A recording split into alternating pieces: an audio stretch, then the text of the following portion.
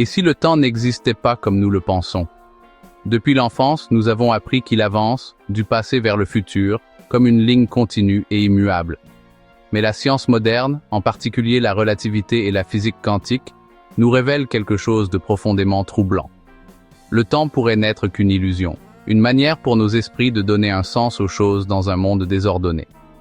Si cela est vrai, tout ce que nous croyons sur les décisions, le futur et même le libre arbitre pourrait être basé sur un mensonge magnifiquement construit.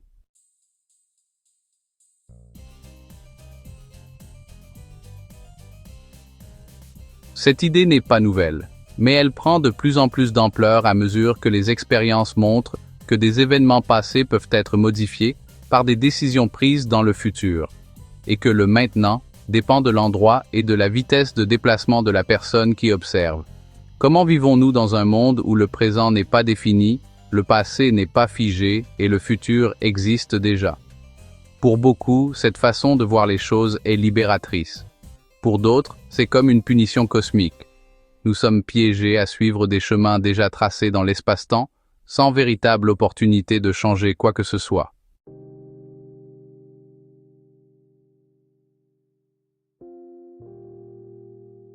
La douleur de cette prise de conscience réside dans qui nous sommes. Si nous ne choisissons pas vraiment nos actions, alors qui sommes-nous? Sommes-nous simplement des robots conscients? Sommes-nous juste des pièces sur un échiquier quantique? La science moderne ouvre de nouvelles pistes sur un univers où nos pensées, et non le temps, créent réellement ce qui est réel. Mais cette même science rompt avec l'idée d'un présent partagé, de pouvoir contrôler notre futur et d'un lendemain vierge. Tout ce qui reste, ce sont des chemins possibles, mêlés à des incertitudes et à des possibilités qui pourraient s'effondrer.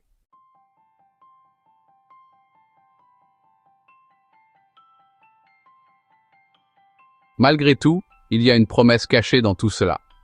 Si le temps n'est pas une ligne droite, mais un enchevêtrement, peut-être que le véritable pouvoir réside dans la façon dont nous le vivons. Peut-être que le libre arbitre ne consiste pas à avoir un choix complet, mais à pouvoir déplacer notre attention entre de nombreuses réalités qui existent simultanément. Ainsi, comprendre le temps cesse d'être seulement scientifique et devient une façon de comprendre ce que signifie exister.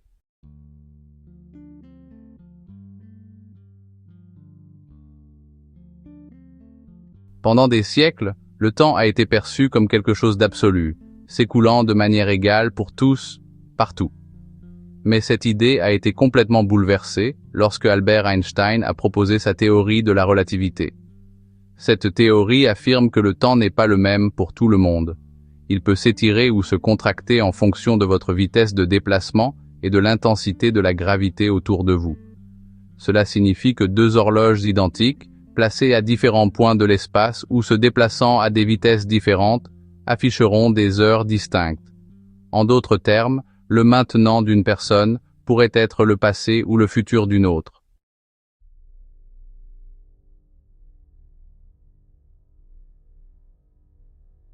Cet événement a de grands effets. L'espace et le temps ne sont plus des idées séparées. Ils s'unissent pour former une seule chose, l'espace-temps. De cette façon, la réalité n'est pas faite de moments qui se succèdent. Au lieu de cela, c'est une structure à 4 dimensions où tous les événements, passés, présents et futurs, existent en même temps. L'idée de l'univers bloc contribue à expliquer ce point de vue.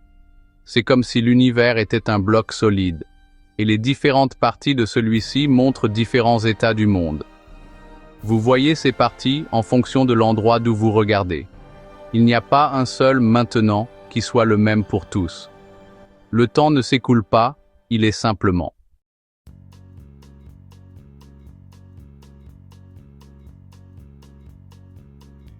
Malgré tout cela, notre expérience quotidienne nous dit que le temps continue d'avancer du passé vers le futur.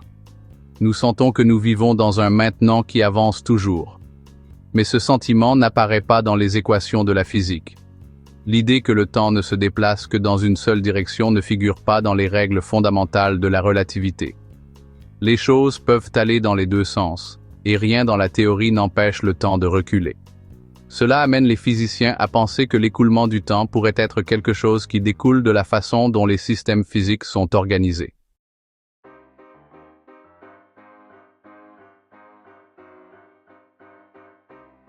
L'entropie pourrait être la raison de cette rue à sens unique. Pensez-y de cette façon. Les choses ont naturellement tendance à devenir plus désordonnées. Et cette tendance est ce qui donne l'impression que le temps avance toujours pour nous. Quand un verre se brise, il passe d'un état impeccable et ordonné à un état plus probable et désordonné. Les chances qu'il se reconstitue sont si minces que c'est presque impossible. Ainsi, le temps que nous ressentons est comme une flèche statistique, pas quelque chose qui est intégré dans l'univers lui-même.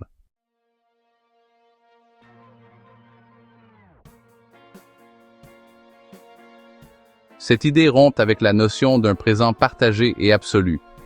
Au lieu de cela, chaque être pensant expérimente une portion spéciale de l'espace-temps, façonnée par son mouvement et la gravité. Nous vivons donc dans des réalités parallèles, avec des passés et des futurs différents, même si nous ne le remarquons pas vraiment.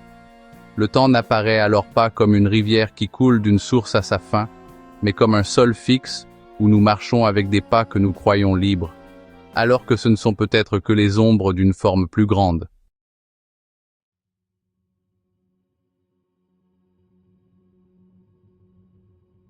La sensation que le temps avance constamment pourrait n'être qu'une ruse de notre esprit. En science, particulièrement dans la théorie de la relativité d'Einstein, il n'y a pas de règle qui stipule que le temps doit nécessairement avancer. Toutes les équations fonctionnent parfaitement, quelle que soit la direction du temps. Cela signifie que ce qui va se passer dans le futur est aussi réel que ce qui s'est déjà passé. La façon dont nous distinguons entre ce qui a été et ce qui sera ne découle pas des lois de la nature, mais de la manière dont nous faisons l'expérience des choses. Cette idée nous amène à nous demander si le temps s'écoule réellement en ligne droite, par lui-même.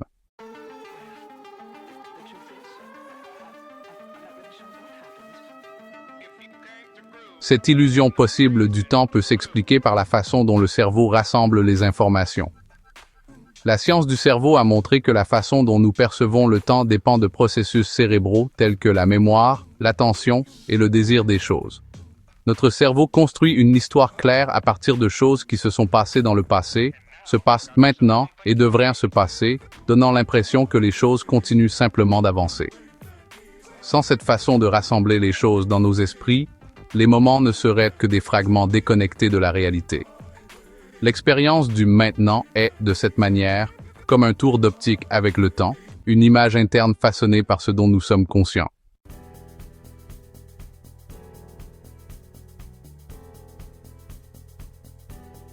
La métaphore du cinéma nous aide à comprendre cette idée. Imaginez un rouleau de film, où chaque photogramme représente un moment de l'univers. Toutes les scènes sont déjà là, mais une seule est illuminée à la fois. La lumière du projecteur serait notre esprit, se déplaçant d'un photogramme à l'autre, donnant l'impression qu'il y a du mouvement. Mais de l'extérieur, de notre propre point de vue, il n'y a aucun mouvement, juste une séquence qui est déjà terminée. Ainsi, le temps pourrait ne pas exister par lui-même, sans que quelqu'un l'observe. Il pourrait être quelque chose qui émerge de la façon dont notre cerveau et l'univers travaillent ensemble.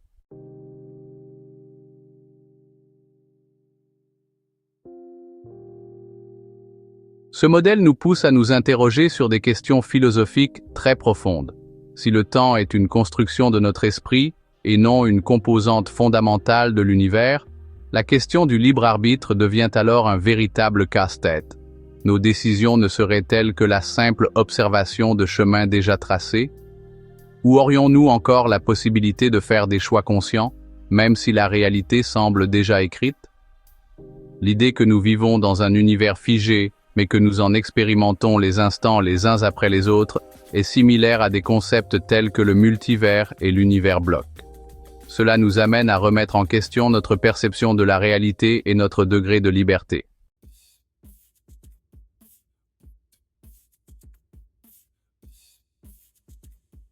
Quand on rassemble la physique quantique, la science du cerveau et le fonctionnement de notre esprit, une image plus complexe commence à émerger.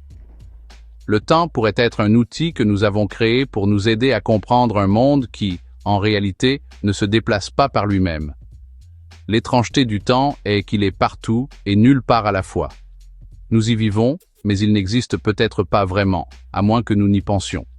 Ce que nous appelons la réalité pourrait n'être qu'un ensemble de moments qui se produisent ensemble, ordonnés par un esprit qui a besoin de donner un sens à tout cela.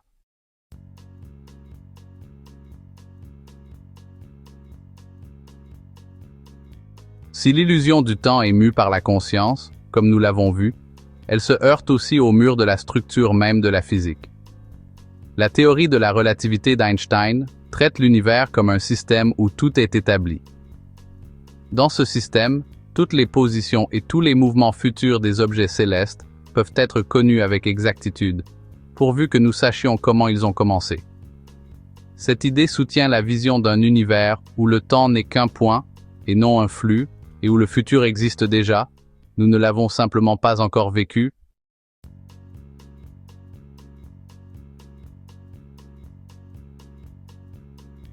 Mais cette ancienne façon de penser a été ébranlée, lorsque les scientifiques ont observé de très près les petites choses. La mécanique quantique nous a montré un monde où les petites particules ne suivent pas des chemins clairs. Au lieu de cela, elles existent dans un nuage de possibilités. Par exemple, un électron n'a pas d'emplacement fixe tant que quelqu'un ne l'observe pas. Ce n'est qu'en essayant de le mesurer que vous changez les choses, et une réalité possible devient réelle. Ce grand changement a apporté quelque chose de nouveau. L'incertitude est une partie fondamentale des choses. Et l'avenir, contrairement à ce qu'Einstein espérait, n'est pas parfaitement gravé dans la pierre.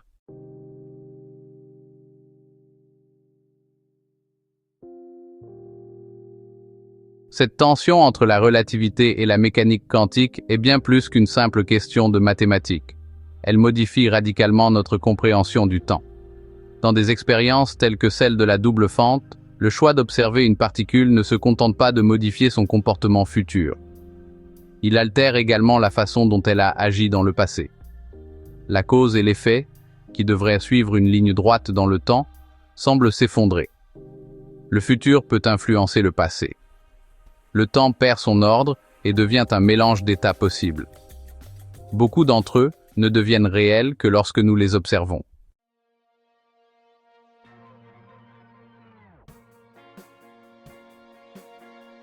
Avec cela, le temps devient une arène pour des batailles d'idées. La relativité nous offre un univers fixe, où le destin est déjà écrit. La mécanique quantique suggère un monde flexible, où chaque instant est dans de nombreux états jusqu'à ce qu'il soit expérimenté. Les deux sont des théories bien éprouvées, mais elles ne s'accordent pas sur les idées fondamentales concernant le temps. La science cherche encore un moyen de les unifier, peut-être une théorie unique qui inclut les deux idées. Pour l'instant, nous devons vivre avec ces deux idées différentes.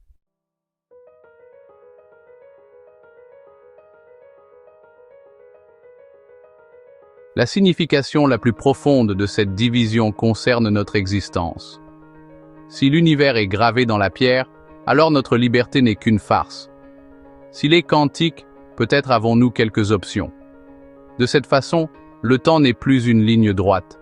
Il devient une sorte de couverture colorée d'options, certaines que vous pouvez deviner, d'autres qui arrivent tout simplement. Ce qui reste est une question à laquelle nous ne pouvons pas répondre. Ne sommes-nous que des pièces sur un échiquier, ou sommes-nous des joueurs qui ne savent même pas que nous déplaçons nos propres pièces?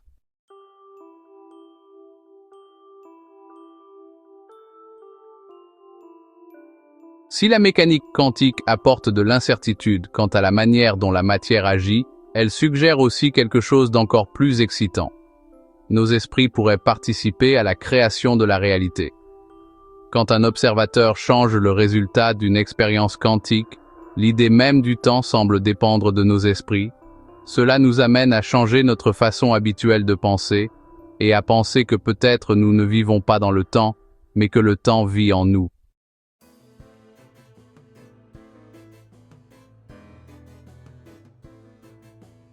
Cette idée s'accorde avec les théories des neurosciences qui affirment que le temps est une construction de notre esprit.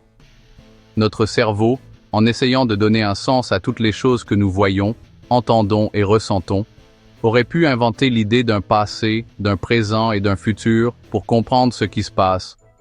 Cela expliquerait pourquoi la façon dont nous ressentons le temps peut tant varier. Il ralentit lorsque nous sommes en danger, il s'accélère lorsque nous faisons nos routines quotidiennes, et il semble disparaître lorsque nous sommes dans un sommeil profond. Le temps que nous ressentons dans nos têtes, contrairement au temps sur une horloge, est très personnel pour chacun de nous.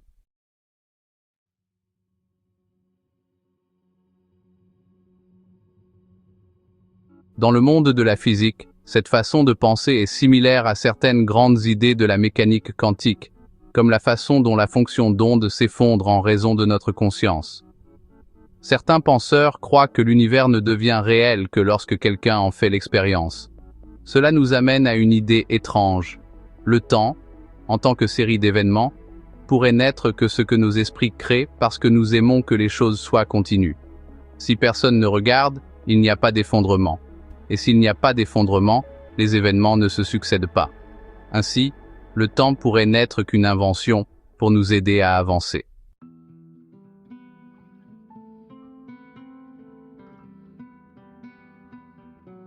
Cette idée fait écho à certaines formes de pensée anciennes et à des croyances spirituelles, qui ont toujours vu le temps comme une construction de notre esprit. Mais la physique moderne ne cède pas à la magie. Elle réalise simplement qu'à un niveau très fondamental, les frontières entre ce qui est réel et ce que nous percevons, entre un événement et notre ressenti, deviennent floues. Notre conscience pourrait ne pas être qu'un simple récepteur de la réalité, mais peut-être contribue-t-elle à construire la réalité elle-même.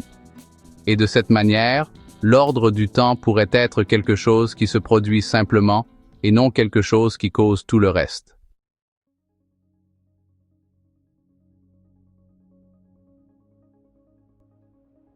Cela nous ramène au paradoxe du libre arbitre. Si la conscience crée le temps, le fait-elle librement ou dans les limites établies par les lois de la physique? Si nous vivons dans un espace-temps où toutes les possibilités existent déjà, peut-être que vivre, c'est comme syntoniser différentes chaînes. Nous explorons un univers de possibilités où chaque choix est comme naviguer entre différentes lignes temporelles. Le temps, alors, ne nous emprisonne pas. Il nous offre des chemins. Et la conscience serait la boussole qui choisit quel chemin prendre.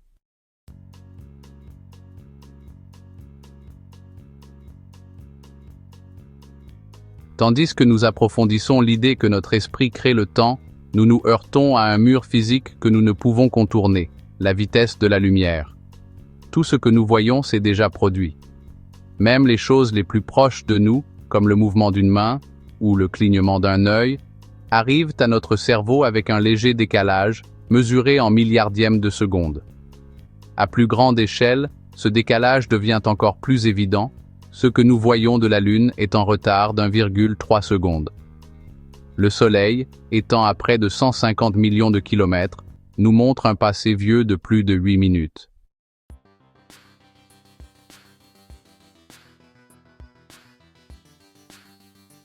Ce décalage entre un événement et la façon dont nous le percevons brise l'idée d'un présent parfait et immuable.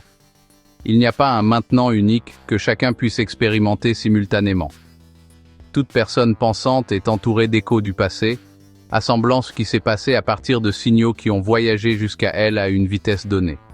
Lorsque nous observons une galaxie à des milliards d'années-lumière, nous ne voyons pas un lieu lointain dans l'espace, nous voyons un temps très très lointain, précieusement conservé dans la lumière qui nous parvient à peine maintenant.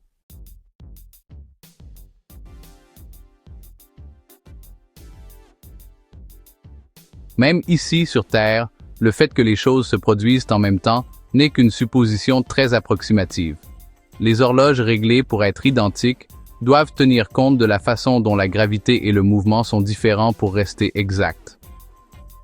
Dans les expériences sur le fonctionnement du temps, deux horloges placées à des altitudes différentes montrent des différences claires. Cela nous montre que le temps, tel que nous le ressentons, est toujours spécifique à l'endroit où vous êtes et à la façon dont vous vous déplacez. Et ce que nous appelons « maintenant » n'est qu'une invention de notre esprit, basée sur des informations incomplètes et qui nous parviennent en retard.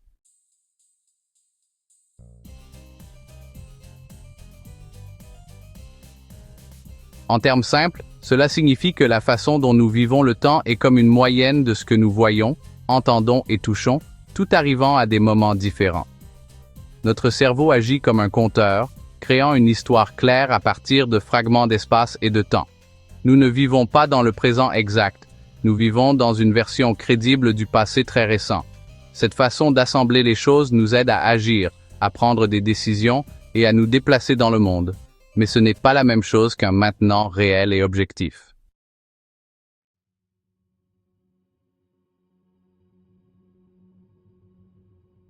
Cette idée rend la conscience encore plus essentielle dans la façon dont nous définissons le temps.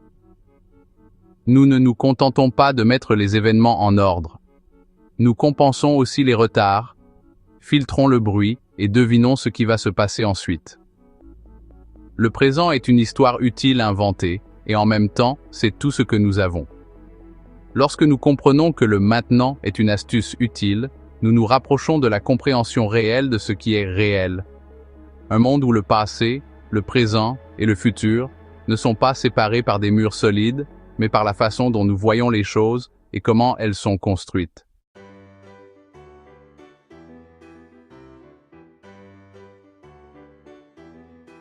Si nous comprenons le présent en nous basant sur ce que nous pouvons voir et penser, nous devons encore déterminer pourquoi le temps semble toujours avancer dans une seule direction.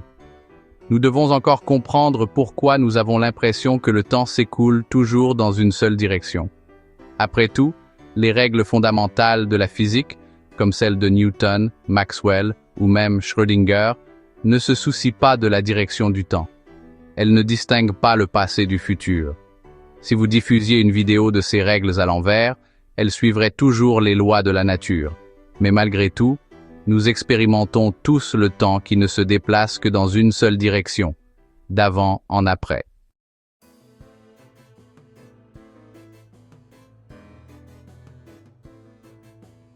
La raison principale de cette inégalité est l'entropie. C'est ainsi que les systèmes fermés tendent à devenir plus désordonnés avec le temps. La deuxième loi de la thermodynamique dit que les choses qui ne peuvent pas être annulées sont contrôlées par cette augmentation du chaos. Une tasse cassée ne se reconstitue pas d'elle-même car il existe une infinité de façons désordonnées pour elle d'exister, mais une seule façon ordonnée. Même si les choses pouvaient théoriquement revenir à leur état initial, c'est super improbable. Ce sont ces mathématiques qui marquent la direction du temps.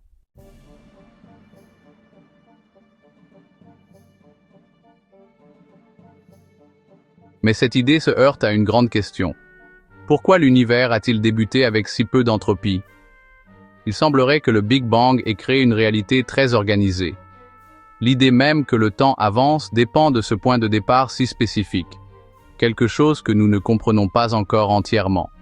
Cela nous pousse à nous demander si le début des temps n'est pas seulement une question de physique, mais aussi d'une condition cosmique très spéciale.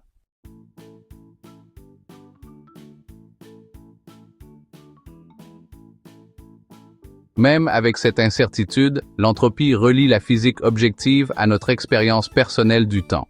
C'est grâce à l'entropie que nous pouvons différencier la cause de l'effet, que nous nous souvenons du passé et non du futur, que nous stockons l'information d'une manière et non de l'autre. Notre mémoire, l'apprentissage, et même la façon dont les êtres vivants changent avec le temps, et même l'histoire de l'humanité, ne sont possibles que parce que l'entropie continue d'augmenter. C'est comme le contexte qui rend notre expérience du temps réelle.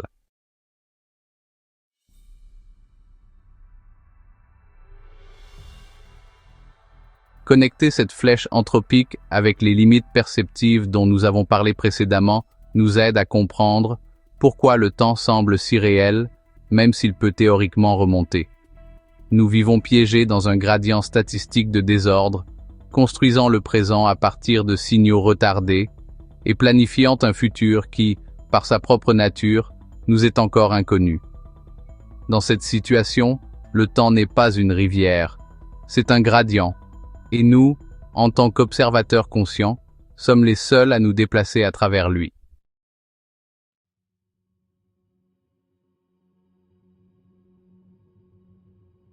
Si l'entropie nous donne une direction pour le temps dans le monde macroscopique, dans le petit monde quantique, cette certitude disparaît. La mécanique quantique, décrit un univers où de minuscules particules peuvent être à plusieurs endroits à la fois. C'est ce qu'on appelle la superposition. Dans ce monde, le temps ne semble pas avancer. Il n'est qu'une des nombreuses possibilités dans un mélange d'aléas. Le passé, le présent et le futur existent ensemble comme des possibilités. Et quand nous l'observons, ce mélange flou se transforme en une réalité claire.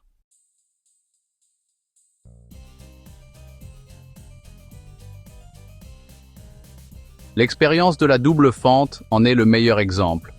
Un électron, en passant par deux fentes, agit comme une onde. Il interfère avec lui-même, jusqu'à ce que quelqu'un l'observe. Au moment où il est mesuré, il agit comme une particule, ne choisissant qu'un seul chemin. Encore plus déconcertantes sont les expériences à choix retardés, où la décision d'observer l'électron peut être prise après qu'il soit passé par les fentes. Cela suggère que le choix fait maintenant affecte le passé du système.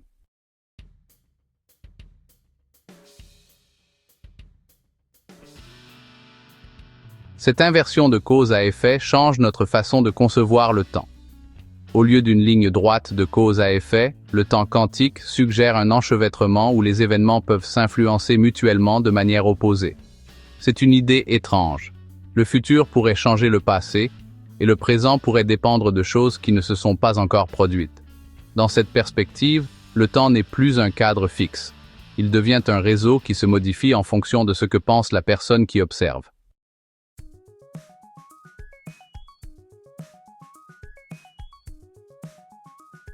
Ce qui ressort de cette idée, c'est que le temps, à son niveau le plus fondamental, pourrait même ne pas être quelque chose de réel et d'objectif. Il pourrait être quelque chose qui apparaît simplement, le résultat de la façon dont les états quantiques se rapportent les uns aux autres et du moment où nous mesurons les choses. La vieille idée d'une horloge unique et universelle n'a plus de sens. Chaque petite particule contient de nombreux futurs et passés possibles. Et ce n'est que lorsqu'elle interagit avec quelque chose qui peut penser qu'une histoire devient réelle. Ainsi, la réalité n'est pas seulement observée, elle est construite en commun.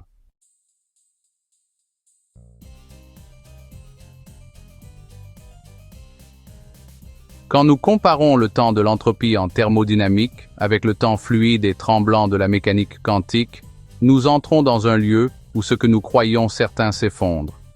La flèche du temps qui semblait fixe s'avère être flexible et dépend de la façon dont nous regardons la réalité. Au fond, il n'existe peut-être pas de règles uniques pour le temps, seulement différentes manières de le voir et de le mesurer. Et dans cet espace vide de noms gravés dans la pierre, notre esprit pourrait être là où le temps lui-même commence.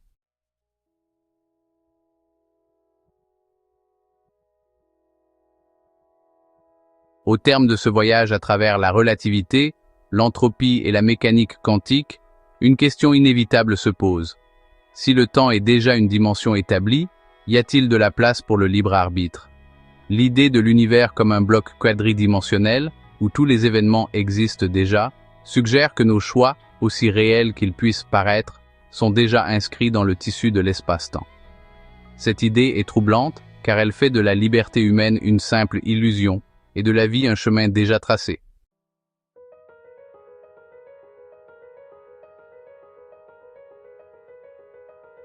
Einstein accepta cette idée avec sérénité. Pour lui, la distinction entre passé, présent et futur n'était qu'une illusion, certes, tenace. La disparition d'un être cher ne signifiait pas son effacement, mais plutôt son existence dans une autre portion de l'espace-temps. Dans cette perspective, naître, vivre et mourir ne sont que des moments figés au sein d'une structure immuable. Ainsi, le libre arbitre ne serait qu'une sensation subjective de progresser le long d'un chemin déjà tracé.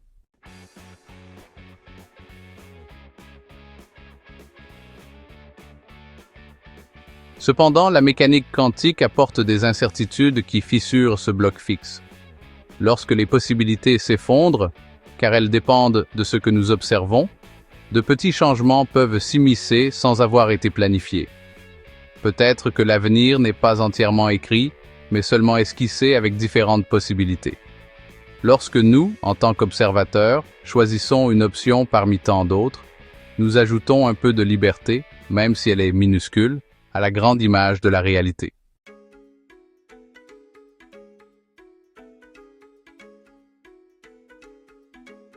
Ce type de liberté est plus subtil que nous ne le pensons.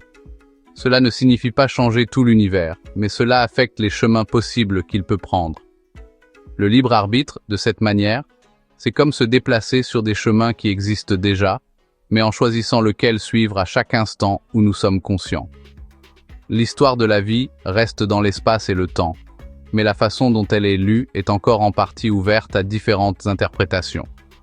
Le destin existe, mais il a de nombreuses facettes différentes.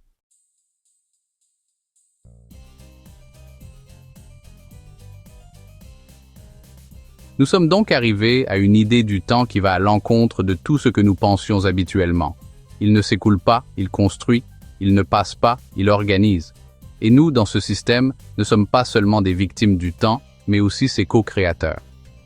Peut-être ne sommes-nous pas piégés, mais plutôt invités à comprendre notre véritable place dans l'univers, non pas comme des personnes hors du temps, mais comme des esprits qui le façonnent, l'observent et le ressentent dans toutes ses parties.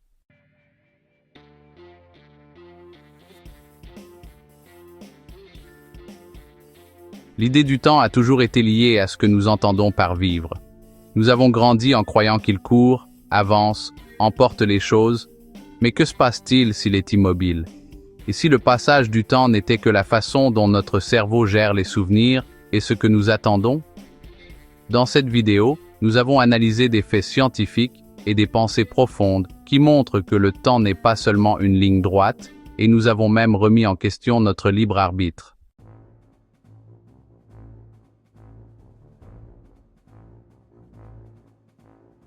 La relativité d'Einstein, l'incertitude quantique, le paradoxe de l'entropie et les expériences de la conscience pointent vers un univers où le passé, le présent et le futur coexistent.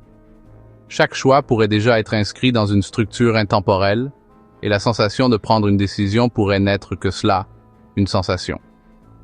Cependant, si le temps dépend de la personne qui l'observe, alors chacun de nous participe activement à cette structure, même si nous n'en avons pas le contrôle total.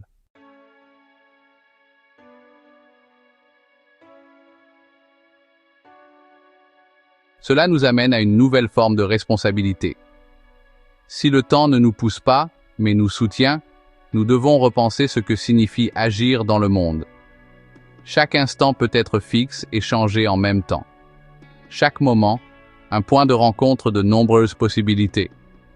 Dans cette situation, notre avenir n'est pas écrit, mais c'est un réseau de chemins que nous choisissons d'emprunter, même s'ils existent déjà.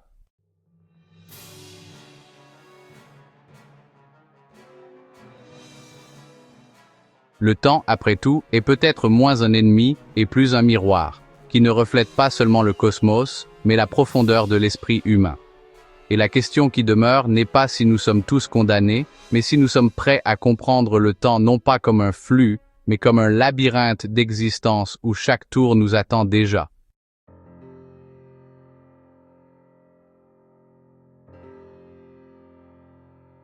Si cette idée vous a fait réfléchir, partagez en commentaire ce qui vous a le plus surpris.